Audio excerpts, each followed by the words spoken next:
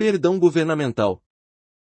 A Bíblia nos apresenta 4 tipos de perdão que, por conveniência, serão aqui denominados perdão eterno, perdão delegado, perdão de comunhão e perdão governamental. Precisamos aprender do que se trata o perdão governamental de forma a caminharmos de maneira honrosa. Vamos, no entanto, diferenciar os 4 tipos de perdão antes de tocar nesse assunto em especial. Perdão eterno. O perdão que recebemos ao sermos salvos é chamado de perdão eterno. Esse é o perdão do qual o Senhor Jesus fala, e que em seu nome se pregasse arrependimento para a remissão de pecados, a todas as nações, começando de Jerusalém. Lucas 24:47. Romanos 4:7 também refere-se a ele: bem-aventurados aqueles cujas iniquidades são perdoadas, e cujos pecados são cobertos. Chamamos esse perdão de eterno porque, tendo perdoado nossos pecados, Deus os perdoa para sempre. Ele lança nossos pecados no mar, nas profundezas do oceano, de modo tal que ele não os vê, nem mesmo deles se lembra. Esse é o perdão que recebemos no momento da nossa salvação. Para nós que cremos no Senhor Jesus, ele perdoa todos os nossos pecados e remove toda a nossa iniquidade de forma tal que, diante de Deus, nenhum deles permanece. Esse é o perdão eterno. Perdão delegado.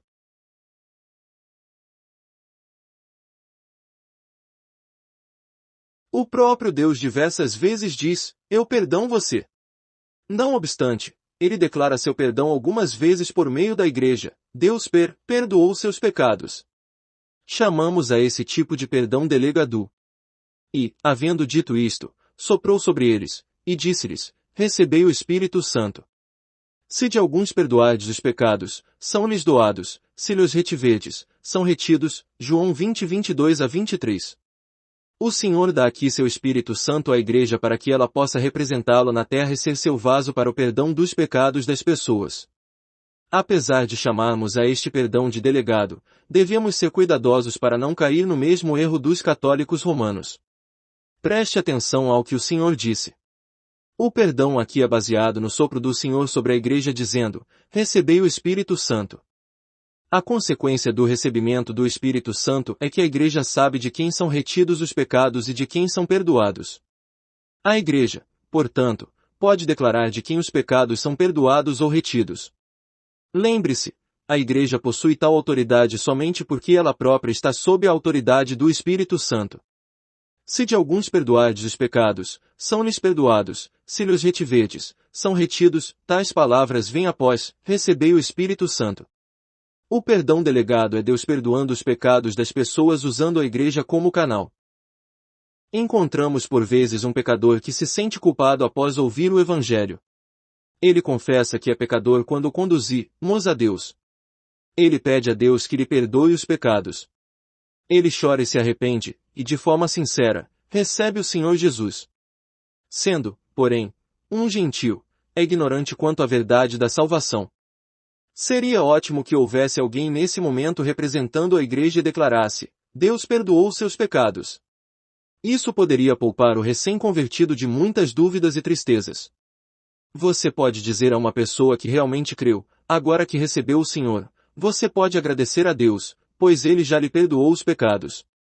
Se a igreja não pode perdoar ou reter pecados, como poderia ela decidir quem pode ou não ser batizado? Porque algumas pessoas podem ser batizadas, mas a outras, no entanto, isso é recusado.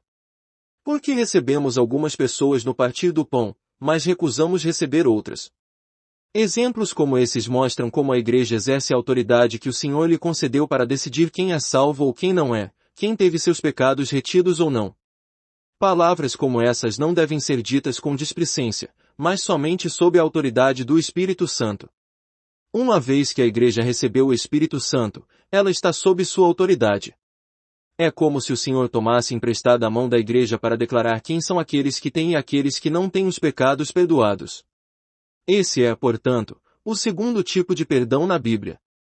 Em lugar de perdoar os pecados diretamente, Deus usa a igreja para fazê-lo. No perdão eterno, Deus perdoa os pecados de forma direta, mas no perdão delegado, Ele transmite seu perdão por meio da mão do homem. Perdão de comunhão.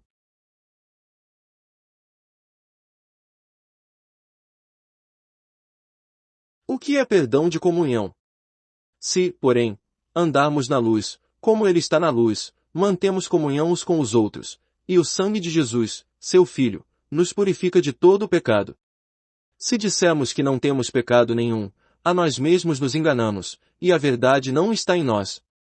Se confessarmos os nossos pecados, Ele é fiel e justo para nos perdoar os pecados e nos purificar de toda injustiça. 1 João 1,7-9. Filhinhos meus, estas coisas vos escrevo para que não pequeis.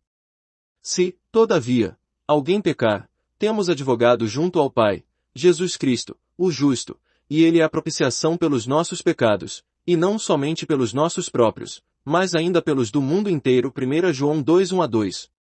O perdão aqui mencionado não é aquele recebido quando da nossa salvação nem o que é estendido a nós pela Igreja. Após crermos no Senhor e nos tornarmos filhos de Deus, ainda precisaremos do perdão de Deus. Mencionamos isso anteriormente como o perdão da novilha vermelha. Apesar de termos recebido o perdão eterno, podemos fraquejar e pecar novamente perante o Senhor, interrompendo assim nossa comunhão com Ele. Precisamos, por isso, mais uma vez de perdão. A vida tem uma característica especial, ela se deleita na comunhão. Ou seja, tal como os biólogos sabem, podemos dizer que a vida tem duas características básicas: autopreservação, manter-se viva e longe da morte, uma vez que ela teme a morte, e comunhão ou companheirismo, medo de ficar isolada. Se deixarmos uma galinha sozinha em um lugar, ela vai se mostrar entediada. Se, porém, colocarmos várias delas juntas, vão demonstrar grande animação. Um homem em confinamento solitário sofre principalmente por não poder se comunicar com outras pessoas. A raça humana, tal como outras criaturas vivas, deseja preservar a própria vida bem como ter comunhão com seus semelhantes. Para aqueles que confiaram no sangue do Senhor Jesus, o problema da preservação da vida já foi resolvido. Ele não mais existe porque estamos eternamente salvos e nossos pecados perdoados pela eternidade. Há, porém, a possibilidade de problemas em outro ponto. Se pecamos contra Deus depois de salvos, nossa comunhão com Ele bem como com seus filhos será afetada. O que quero dizer com isso? Fazendo uso de um exemplo, uma menina entra sorrateiramente na cozinha e, sem permissão, come algumas guloseimas. Depois de comê-las, a menina limpa a boca e a mesa da cozinha, e vai embora fechando a porta atrás de si, como se nada tivesse acontecido. Ela, porém, já cometeu o pecado. Ela e sua mãe têm normalmente um momento de comunhão no final do dia. Hoje, no entanto, não é a mesma coisa.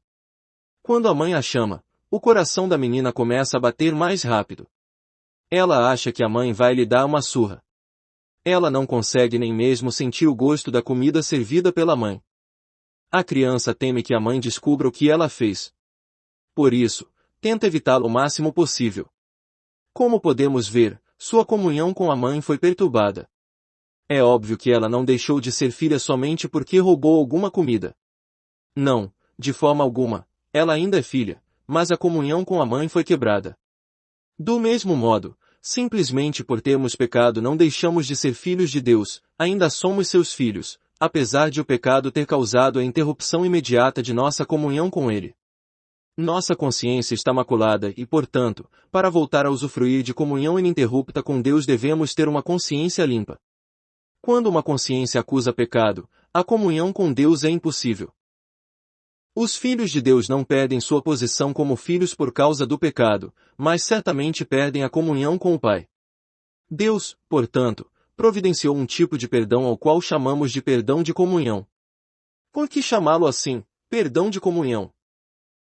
Porque, ao nos achegar a Deus confessando nosso pecado, podemos ter a comunhão com Ele restaurada. Se não fosse assim, não haveria como termos a comunhão restabelecida. Não podemos orar nem mesmo dizer amém para a oração de outro irmão. O que podemos fazer então? O que a menina de nossa parábola deve fazer? Ela deve confessar à mãe que comeu o que não deveria. Ela precisa aprender a ver do ponto de vista da mãe e confessar que pecou. Deve chamar o pecado apropriadamente de pecado e dizer, por favor, perdoe meu pecado. Do mesmo modo, devemos nos apresentar a Deus e confessar nosso pecado contra Ele e pedir seu perdão. Se confessarmos os nossos pecados, Ele é fiel e justo para nos perdoar os pecados e nos purificar de toda injustiça. Tal perdão não está atrelado à salvação eterna, mas relacionado à comunhão com Deus. Esse é, portanto, o perdão que chamamos de perdão de comunhão. Perdão governamental.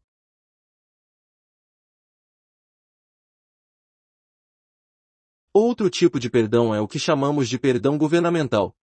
Esse perdão é visto nas seguintes passagens bíblicas: Mateus 9:2, 5-6, Tiago 5:15 e Mateus 6:14-15, 18, 21-35. O que é o perdão governamental de Deus? Estou convencido de que, se tivesse conhecido exatamente o que é o perdão governamental de Deus logo depois de minha salvação, teria sido poupado de muitos problemas. Podemos dar continuidade à parábola da jovem aqui. A mãe costumava deixar as portas da casa destrancadas, inclusive as dos armários e a da cozinha. Ela nunca trancava o armário em que colocava a comida. Dessa vez, no entanto, ao voltar para casa, descobriu que alguma comida havia sido retirada. A mãe sabe agora o que aconteceu, e a garota é forçada a confessar seu pecado e pedir perdão. A mãe a perdoa e até mesmo a beija. O incidente fica no passado e a comunhão é restaurada. Não obstante, a próxima vez em que a mãe sai de casa, ela tranca todas as portas. O modo de agir agora mudou. Comunhão é uma coisa, governo, porém, é outra. O que é governo? Governo é uma direção. O governo de Deus é a direção, a administração de Deus. A mãe pode perdoar o pecado da filha e restaurar assim a comunhão entre elas. Na próxima vez, porém, que sair, ela trancará as portas dos armários e da cozinha.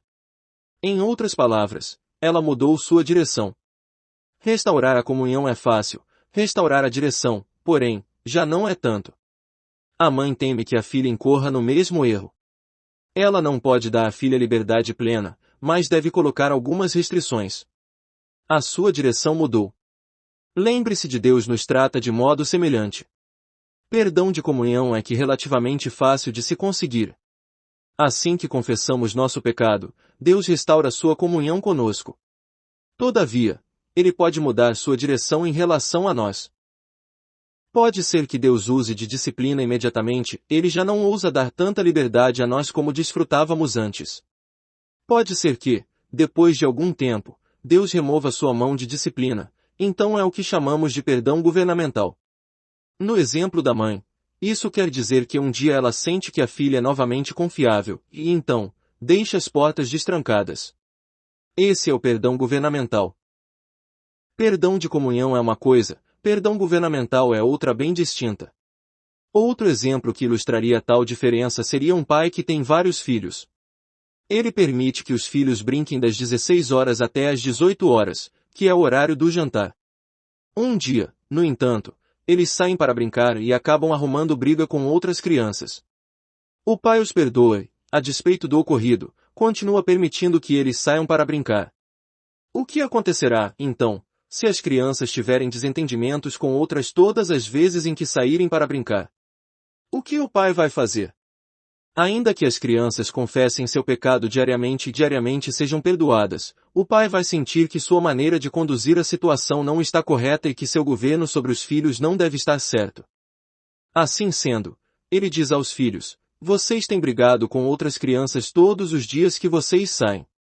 A partir de amanhã, portanto, vocês ficarão em casa.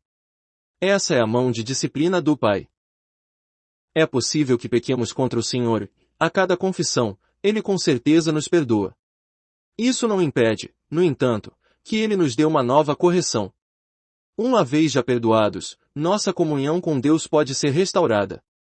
Ele, porém, vai mudar sua direção para conosco. É importante saber que a mão de disciplina de Deus não se move facilmente e, uma vez estendida, também não é removida facilmente. Voltando à nossa segunda parábola, ao ver os filhos envolvidos em brigas todos os dias, o pai os tranca em casa por uma semana, 2, um mês, ou até mesmo 2, até que fique satisfeito com o fato de eles não serem desobedientes e brigões. Talvez revele aos filhos que, pelo fato de terem se comportado bem por esses 2 meses, lhes permitirá sair para brincar por 10 minutos. O pai começa a remover a mão governamental. A esses 10 minutos brincando lá fora, podemos chamar de perdão governamental.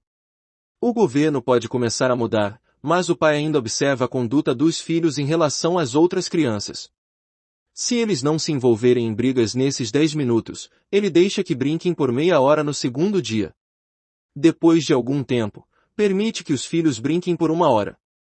Depois de 1 ou 2 meses, o pai deixa que eles brinquem das 16 horas às 18 horas como costumava fazer. Quando esse dia chega, seu perdão governamental é concedido de forma completa aos filhos. O que é, portanto, perdão governamental? É algo diferente de perdão eterno, perdão delegado e até mesmo de perdão de comunhão.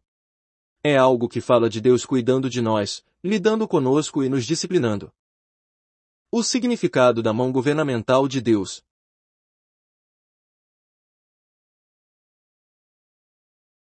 Existem na Bíblia muitas passagens relacionadas a esse assunto. Aquilo que o homem semear, isso também ceifará. Gálatas 6:7. Essa é a mão governamental de Deus. Suponhamos que um pai seja sempre indulgente com os filhos. Eles serão naturalmente indisciplinados e sem limites. Como pode uma casa estar em ordem se o pai não a comanda? Se uma pessoa sempre discute com outras, a consequência natural será que ela não terá amigos. É fácil ver que, aquilo que o homem semeia, ele também colhe. Esse é o governo de Deus, sua mão de comando que não pode ser mudada. Sejamos cuidadosos, irmãos, para não provocar a mão governamental de Deus que, uma vez incitada, é difícil de ser removida. A história do paralítico. Algumas pessoas trouxeram um homem que sofria de paralisia ao Senhor. Os escribas estavam presentes. Filho, os teus pecados estão perdoados, disse Jesus ao paralítico, Marcos 2:5.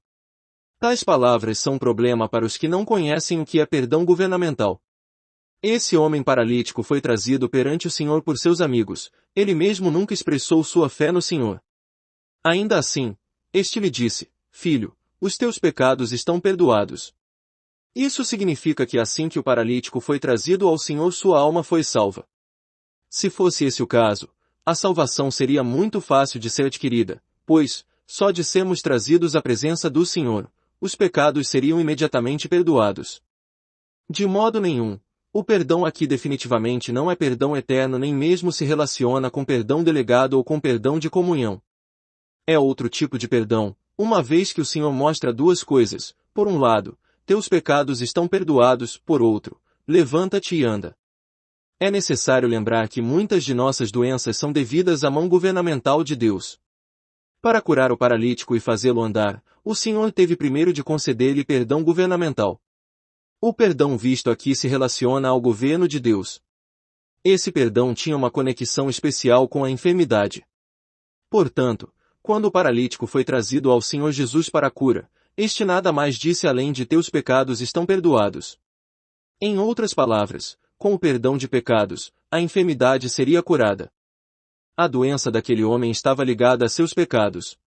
O Senhor Jesus falou dessa maneira porque sabia que a causa da paralisia era os pecados daquele homem perante Deus. Quando os pecados foram perdoados, a doença findou-se. A isso chamamos perdão governamental. Quando o perdão governamental é concedido, a enfermidade é curada. É evidente que este homem pecou contra o governo de Deus, adquirindo, por isso, a paralisia. Tendo sido perdoado de seus pecados pelo Senhor, ele pôde levantar-se, tomar sua cama e voltar para casa. O perdão aqui é diferente dos outros tipos de perdão. Esse é o perdão governamental. Os presbíteros oram e ungem. Está alguém entre vós doente? Chame os presbíteros da igreja, e estes façam oração sobre ele, ungindo-o com óleo em nome do Senhor. E a oração da fé salvará o enfermo, e o Senhor o levantará, e se houver cometido pecados, ser-lhe-ão perdoados. Tiago 5:14-15. O perdão aqui parece ser muito especial. Já vimos antes que há muitas causas para a enfermidade. Nem toda enfermidade é causada pelo pecado, mas algumas são. Os pecados aqui são perdoados, não pela confissão do doente, mas pela oração dos presbíteros da igreja. O que é isso? Esse perdão não é certamente perdão eterno, nem perdão delegado nem mesmo perdão de comunhão. Esse perdão, provavelmente, também está relacionado ao perdão governamental. Vamos, como exemplo, assumir que um irmão adoeceu porque está sob a mão governamental de Deus. Ele é castigado por Deus porque pecou e caiu.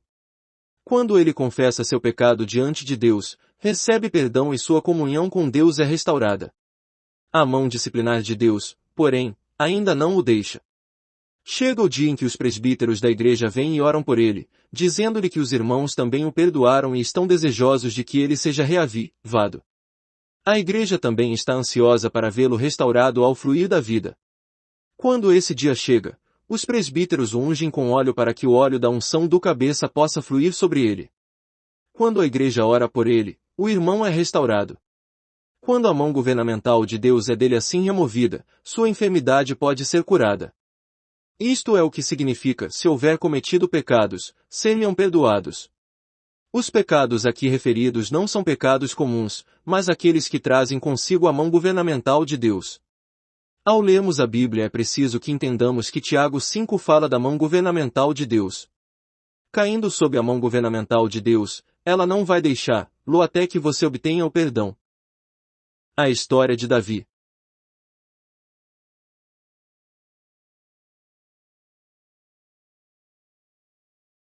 Para que possamos entender o significado do perdão governamental, vamos usar Davi como ilustração. Em nenhum outro ponto da Bíblia o perdão governamental de Deus foi tão claramente demonstrado como no caso de Davi e a esposa de Urias. Davi cometeu dois pecados, adultério e assassinato. Ao adulterar, pecou contra a esposa de Urias, ao assassinar, pecou contra Urias. Depois de cometer esses dois pecados, ele os confessou a Deus. Isso é mostrado no Salmo 51 e alguns outros salmos. Profundamente contrito no coração, ele os confessou sinceramente diante de Deus. Reconheceu que o que fizera fora indigno, vergonhoso e ofensivo. Está claro que, depois de haver confessado seus pecados no Salmo 51, sua comunhão com Deus foi restaurada. É como mostra 1 João 1. Mesmo assim, o que Deus diz a Davi quando envia Ná para falar-lhe? Vejamos as palavras de Ná. Então disse Davi a Ná: pequei contra o Senhor. Disse Ná a Davi: também o Senhor te perdoou o teu pecado, não morrerás. 2 Samuel 12:13. Davi disse: pequei contra o Senhor. Ele confessou seus pecados e reconheceu sua impureza. Deus então lhe enviou Ná para dizer-lhe que o havia perdoado e que ele, portanto, não morreria. Isso indica claramente que o pecado de Davi fora perdoado. Deus, porém, tinha mais a dizer a Davi. Primeiro, mas, posto que com isto deste motivo a que blasfemassem os inimigos do Senhor, também o filho que te nasceu morrerá. Versículo 14. Segundo, agora, pois, não se apartará a espada jamais da tua casa, porquanto me desprezaste, e tomaste a mulher de Urias, o heteu, para ser tua mulher. Versículo 10. Terceiro, assim diz o Senhor: eis que da tua própria casa suscitarei o mal sobre ti, e tomarei tuas mulheres à tua própria vista, e as darei a teu próximo, o qual se deitará com elas, em plena luz deste sol. Porque tu fizeste em oculto, mas eu farei isto perante todo Israel e perante o sol. Versículo 11 e 12. Apesar de Deus haver perdoado o pecado de Davi, mesmo assim fez com que o filho que ele teve com a esposa de Urias morresse. Ainda havendo perdoado o pecado de Davi, Deus não permitiu que a espada se afastasse da casa do rei. Mais ainda, apesar de ter certamente perdoado o pecado de Davi, Deus permitiu que Absalão se rebelasse contra o pai e coabitasse com as concubinas dele. Em outras palavras, apesar de os pecados de Davi haverem sido perdoados, o castigo não se apartou imediatamente dele. Falando muito francamente, seja qual for o pecado cometido, se viermos a Deus pedindo perdão, seremos perdoados. A restauração de comunhão pode ser bem rápida. Davi pôde restaurar sua comunhão com Deus rapidamente. No entanto, a disciplina divina sobre ele permaneceu até mesmo depois de sua morte. Com a disciplina de Deus sobre ele, o governo de Deus não se apartou. Por conseguinte, seu filho ficou doente.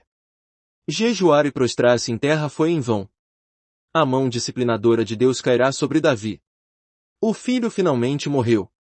Mais tarde, outras coisas aconteceram. O primogênito de Davi, Amon, foi assassinado e, depois disso, outro filho, Absalão, rebelou-se. A espada nunca se apartou da casa de Davi. Não obstante, Deus disse a Davi que o havia perdoado de seus pecados. Irmãos, Deus está desejoso de perdoar os pecados cometidos, o que não significa que isso o impedirá de nos disciplinar ou de deixar de usar sua mão governamental. Humilhai-vos sob a poderosa mão de Deus.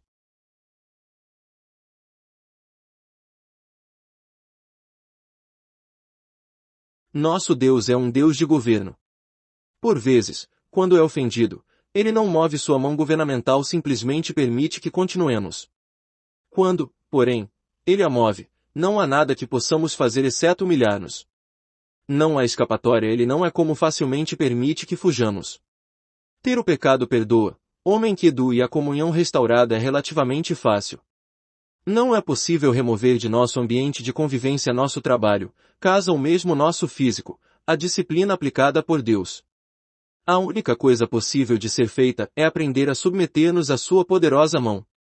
Quanto mais humilde formos sob sua poderosa mão e menos resistirmos, mais fácil será ter a mão governamental removida. Se não formos submissos e pacientes, se murmurarmos e nos debatermos por dentro, será mais difícil que a mão de Deus seja removida. Esse problema é muito sério. Há 20 anos você fez algo de acordo com sua própria vontade. Hoje você está, novamente, diante do mesmo problema e terá de comer do fruto resultante da atitude que teve naquela época. Tal problema retorna e o encontra, ainda que você procure se esconder. O que fazer quando isso acontece? Devemos inclinar a cabeça e dizer, Senhor, é culpa minha. Devemos nos humilhar sob a mão de Deus e não resistir. Quanto mais resistimos, mais pesada ela se torna. Sempre digo que devemos nos sujeitar à poderosa mão de Deus. Quanto mais resistirmos à mão governamental de Deus, mais coisas nos ocorrerão. Logo que a mão governamental de Deus cair sobre nós, devemos nos humilhar e alegremente reconhecer que a merecemos, uma vez que Ele não pode estar errado. Devemos estar em sujeição. Não devemos pensar em rebelar-nos, nem mesmo murmurar ou debater-nos. É possível sermos insubordinados e pensar que vamos escapar da mão de Deus. Lembre-se de que isso não é tarefa fácil.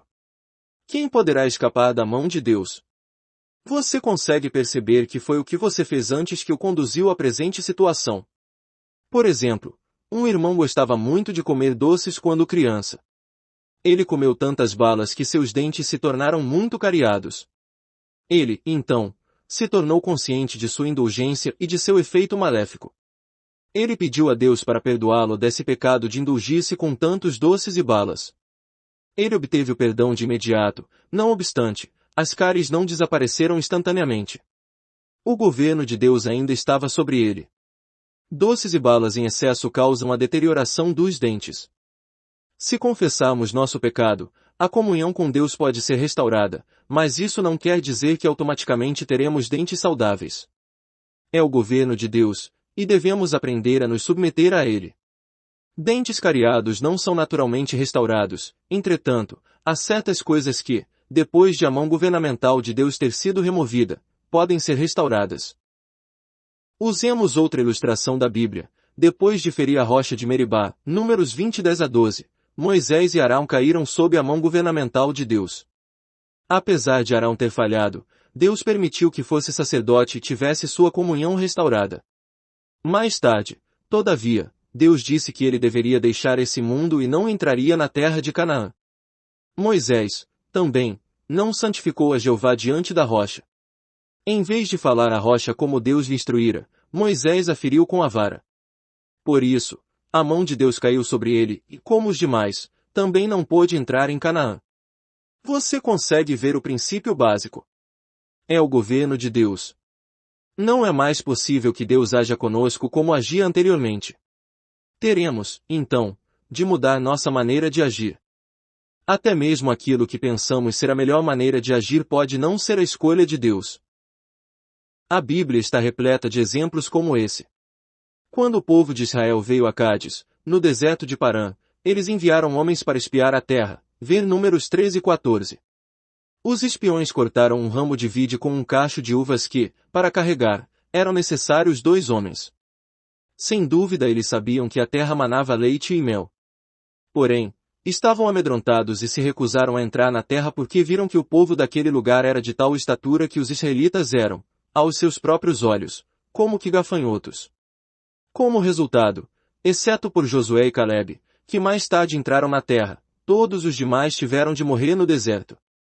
Quando ouviram Deus pronunciar esse julgamento, confessaram seu pecado e expressaram prontidão em possuir Canaã. Deus continuou, sem dúvida, a tratá-los com graça e reconhecê-los como seu povo, mas não permitiu que tivessem qualquer parte em Canaã. Não lhes foi permitido entrar, porque o governo de Deus foi mudado. Portanto, irmãos, desde o início de nossa vida cristã devemos desejar caminhar até o último dia no caminho que Deus nos tem provido. Não pequemos ou vivamos desleixadamente. Lembremo-nos, ainda que recebamos misericórdia, podemos vir a descobrir que Deus teve de mudar seu modo de agir conosco. Sua mão governamental nunca afrouxa. Verdadeiramente a mão governamental de Deus é algo sério e devemos temê-la, pois não sabemos quando ela pode cair sobre nós. Deus pode permitir que alguma situação prossiga indefinidamente. Ele pode até mesmo deixar passar uma rebeldia por 10 vezes, mas na 11ª fazer uso de sua mão. Sua mão pode ser usada na primeira ocorrência. Não há como saber quando sua mão disciplinar vai ser usada. O governo de Deus é algo que não podemos controlar. Ele age como bem lhe apraz.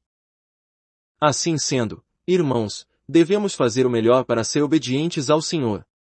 Seja Deus gracioso e misericordioso para conosco para que não caiamos sob sua mão governamental. Não obstante, caso caiamos, não sejamos resistentes ou mesmo precipitados.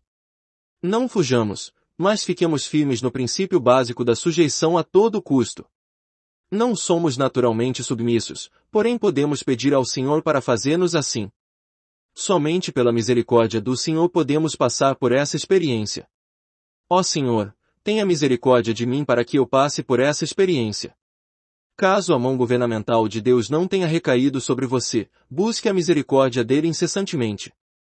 Caso ela já tenha caído, e ele permitiu que você ficasse doente ou com dificuldades, lembre-se de que não deve nunca tentar resistir na carne ao seu governo.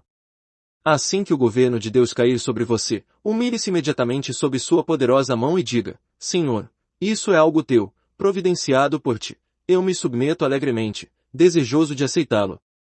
Quando a mão governamental de Deus recaiu sobre Jó, ela poderia ter sido evitada. Quanto mais submisso foi Jó, melhor também foi sua condição. Quanto mais se orgulhava de sua justiça própria, pior ficava sua situação. Graças a Deus porque frequentemente sua mão governamental não permanece eternamente sobre uma pessoa. Creio, particularmente, que quando a mão governamental de Deus cai sobre uma pessoa, algumas vezes a oração da igreja pode facilmente removê-la. Essa é a preciosidade de Tiago 5. Tiago ali nos revela que os presbíteros da igreja podem remover a mão governamental de Deus. Ele diz: e a oração da fé salvará o enfermo, e o Senhor o levantará, e se houver cometido pecados, seriam perdoados. Portanto, quando um irmão descobrir que se encontra em tal situação, a igreja pode orar por ele e ajudar a remover a mão governamental de Deus. Lembro-me de certa vez ter ouvido a irmã Margaret E. Barber dizer algo maravilhoso.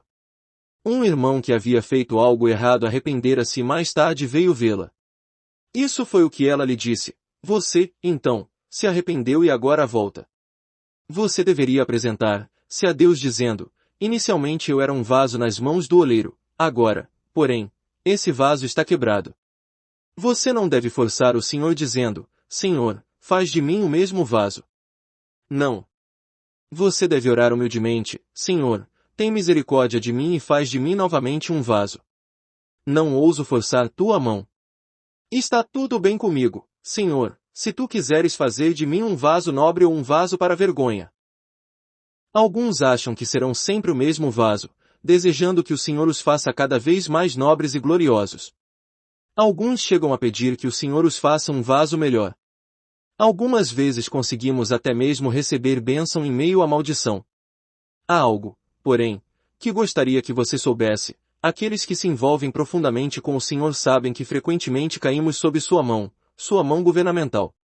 Podemos reconhecer que, por intermédio de sua mão governamental, Deus nos ensina qual é a sua vontade.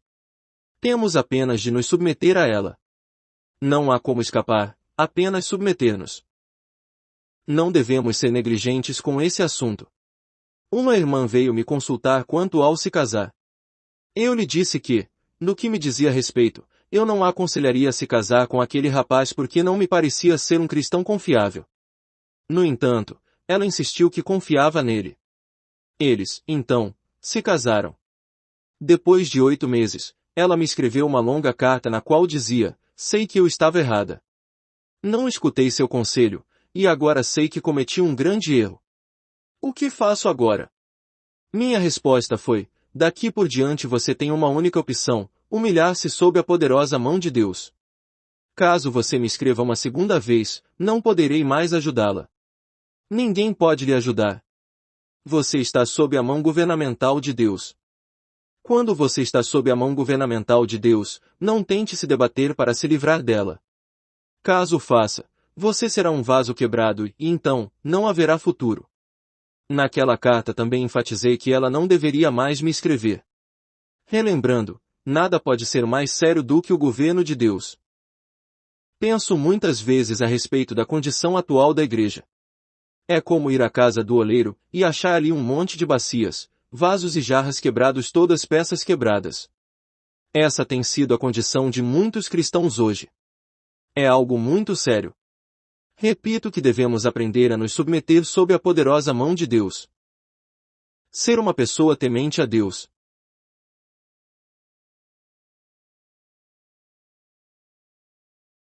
Há outras 2 passagens na Bíblia que falam da mão governamental de Deus, Mateus 6:15 e 18, 23 a 25. Não julgar os outros é de vital importância. Isso é muito sério, pois, em qualquer questão em que descuidadamente julgarmos outrem, facilmente poderemos nos encontrar na mesma situação. Qualquer coisa que não perdoarmos em outros, a mesma coisa pode nos sobrevir. Isso mostra a mão governamental de Deus. Se não perdoarmos nossos devedores, Deus não nos perdoará os pecados. Esse é o perdão governamental, algo totalmente diferente do perdão eterno. Sim, Deus é nosso Pai Celeste, ou seja, a questão da eternidade já está resolvida. Se um irmão, porém, pecar contra nós e nós não o perdoarmos, Deus não nos perdoará. Sua mão governamental cairá sobre nós. Quero, portanto, lembrar-lhes, devemos aprender a perdoar e a ser generosos, a sermos misericordiosos e a estar prontos a perdoar os outros. Se estamos sempre reclamando e criticando os outros e apontando suas falhas de conduta, podemos cair sob o governo de Deus. Não será fácil desvencilhar-nos, pois certamente Deus irá operar profundamente em nós. Se formos duros com os outros, Deus será duro conosco.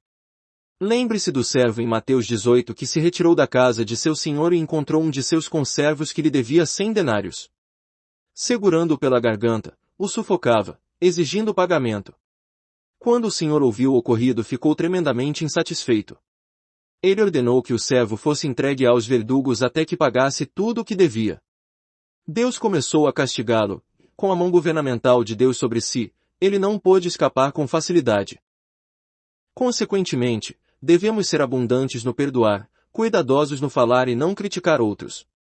Muitas vezes aquilo que falamos ou criticamos nos outros pode ser logo visto em nós. Frequentemente observamos quão rapidamente a disciplina cai sobre aquele que é por demasiado severo com outros. Se julgarmos o cabeça de uma família que tem tido problemas com os filhos, dizendo, eis que a mão de Deus está pesando sobre ele, pode ser que o mesmo problema não tarde a cair sobre nós. Aprendamos, irmãos, a temer o governo de Deus. Aprendamos a fazê-lo. Permita-me dizer-lhe, é necessário uma vida inteira para aprender sobre o governo de Deus. Todos os nossos anos sobre a terra como cristãos são gastos aprendendo a conhecer como Deus governa a nossa vida.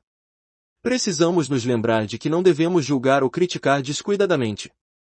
Desenvolvamos o hábito de não sermos intrometidos ou faladores. Aprendamos a ser tementes a Deus.